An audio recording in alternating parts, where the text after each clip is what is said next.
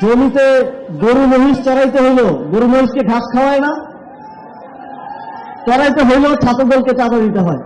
ছাত্রদলের, যুবদলের, বিএনপির অলরেডি চাঁদাবাজির মাধ্যমে 50 লাখ কর্মসংস্থান নিশ্চিত হয়ে গেছে। যারা এখনো ভারতের আশ্রয়ে আছে, যারা ভারতের আশ্রয়ে প্রশ্রয়ে এই সাক্ষাৎকার, তারপরে প্রেস ব্রিফিং করে যাচ্ছে, এবং সর্বশেষ ওসমান হাদির খুনিরা যারা ভারতের হাতে বন্দী অবস্থায় আছে, তাদেরকে বাংলাদেশের মাটিতে ফেরত না দেওয়া পর্যন্ত প্রধানমন্ত্রী যদি ভারতের মাটিতে পা রাখেন, এইটা এই দেশের জনগণের সাথে গাদ্দারি হবে। আমরা গত 5 মাস ধরে একটা নতুন সরকার দেখছি। এর আগে প্রায় 1.5 বছর ধরে আমাদেরকে প্রতিদিন শুনতে হয়েছে যে নির্বাচন হলে নাকি সবকিছু ঠিক হয়ে যাবে। আমাদেরকে আরো শুনতে হয়েছে যে যাদের পেটে ভাত নাই তারা সংস্কারের কি বুঝবে, তো তারা নাকি ক্ষমতায় আসলে আমাদের পেটে ভাত থাকবে, তারপরে মানুষজন ভালোভাবে থাকবে, ফ্যামিলি কার্ড, এই কার্ড, ওই কার্ড, নানা কার্ড পাওয়া যাবে। তো তারা ক্ষমতায় আসলো, আজকে 5 মাস শেষ, 6 মাস হতে চলল। এখন সংস্কার তো নাই, গ্যাস বিদ্যুৎও নাই, পেটে ভাতও নাই। তো মাশাআল্লাহ, তারা যেই পেটে ভাতের কথা বলতো, আলহামদুলিল্লাহ তারা আসার পর এখন কোনো কিছুই আর জনগণের কাছে সহজলভ্য নাই।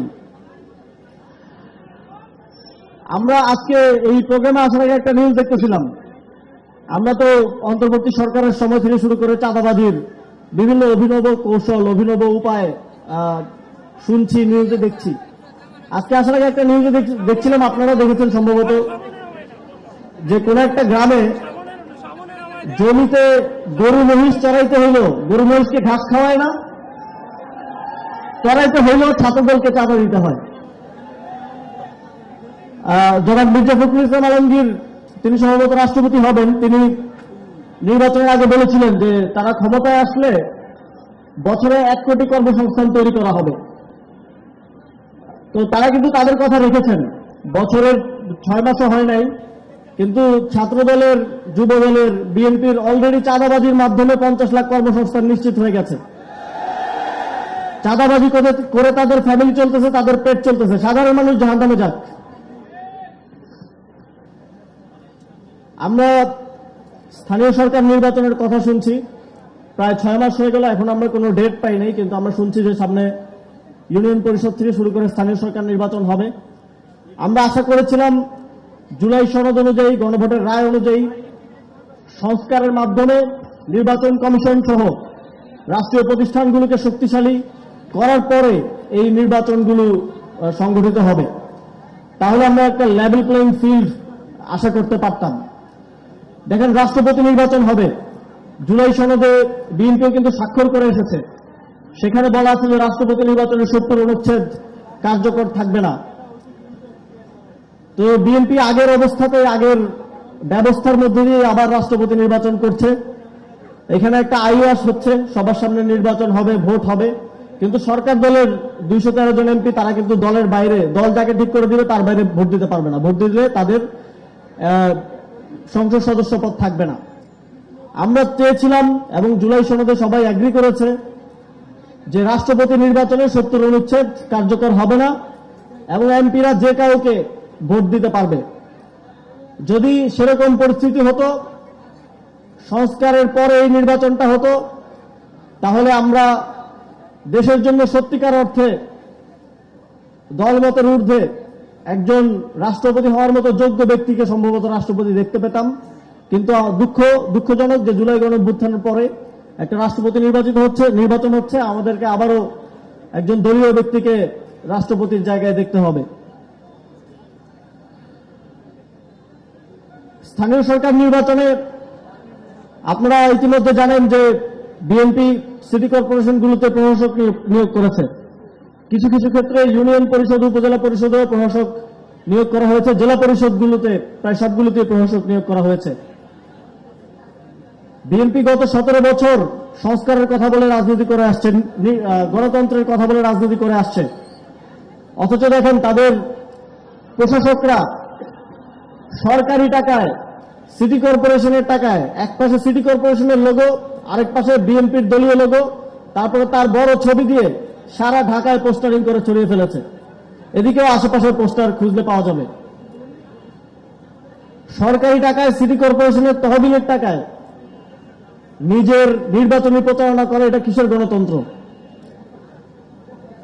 আমরা জাতীয় নাগরিক পার্টির পক্ষ থেকে স্পষ্টভাবে দাবি করেছি,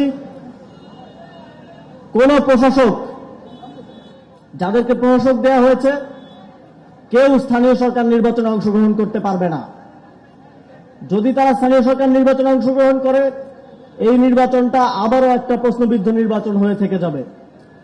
এবং আমরা আবারও দেখছি এই নির্বাচন প্রক্রিয়া রাষ্ট্রীয় প্রতিষ্ঠানগুলোকে দুর্বল করার মধ্য দিয়ে, দলীয়করণ করার মধ্য দিয়ে আমাদের মধ্যে কিন্তু জনগণের মধ্যে একটা শঙ্কা তৈরি হচ্ছে যে এবার যেমন জনগণ ভোট দিতে পেরেছে, 5 বছর পরে কি সাধারণ মানুষ ভোট দিতে পারবে কিনা।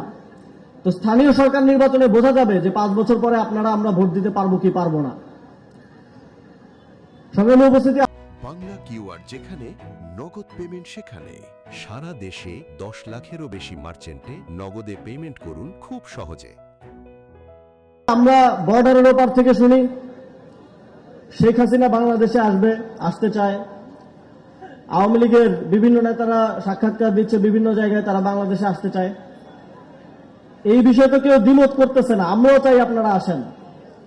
এই যে আমাদের মঞ্চে শহীদ পরিবারের সদস্যরা আছেন, মঞ্চের সামনে শহীদ পরিবারের সদস্যরা আছেন, আমাদের মায়েরা আছেন, তারা প্রতিদিন আল্লাহর কাছে দোয়া করেন যে তাদের সন্তানের হত্যার জন্য যারা দায়ী তাদের জন্য বিচার নিশ্চিত হয়। শেখ হাসিনা বাংলাদেশে ফিরলে সেই বিচার নিশ্চিত হওয়ার জন্য, সেই বিচার নিশ্চিত করার জন্য আমরা প্রস্তুত আছি ইনশাল্লাহ। আমরা ইদানিং শুনছি যে বাংলাদেশের প্রধানমন্ত্রী ভারত যাবেন। আমরা স্পষ্টভাবে বলতে চাই, জাতীয় নাগরিক পার্টি মনে করে জুলাই গণঅভ্যুত্থানে গণহত্যার জন্য দায়ী যারা এখনো ভারতের আশ্রয়ে আছে, যারা ভারতের আশ্রয়ে প্রশ্রয়ে এই সাক্ষাৎকার, তারপরে প্রেস ব্রিফিং করে যাচ্ছে, এবং সর্বশেষ ওসমান হাদির খুনিরা যারা ভারতের হাতে বন্দী অবস্থায় আছে, তাদেরকে বাংলাদেশের মাটিতে ফেরত না দেওয়া পর্যন্ত প্রধানমন্ত্রী যদি ভারতের মাটিতে পা রাখেন, এইটা এই দেশের জনগণের সাথে গাদ্দারি হবে। তাদেরকে আগে বাংলাদেশে ফিরিয়ে আনেন, তাদের ফাঁসির রায় কার্যকর করেন, বিচার নিশ্চিত করেন, তারপরে ভারতের সাথে সুসম্পর্ক হতে পারে। যারা এতদিন এখানে ফাঁসিবাদ টিকিয়ে রেখেছিল, যারা এখনো গণহত্যাকারীদেরকে সহযোগিতা করে যাচ্ছে, এই গণহত্যাকারীদের বাংলাদেশে ফিরিয়ে না দেওয়া পর্যন্ত তাদের সাথে কোনো সুসম্পর্ক হতে পারে না।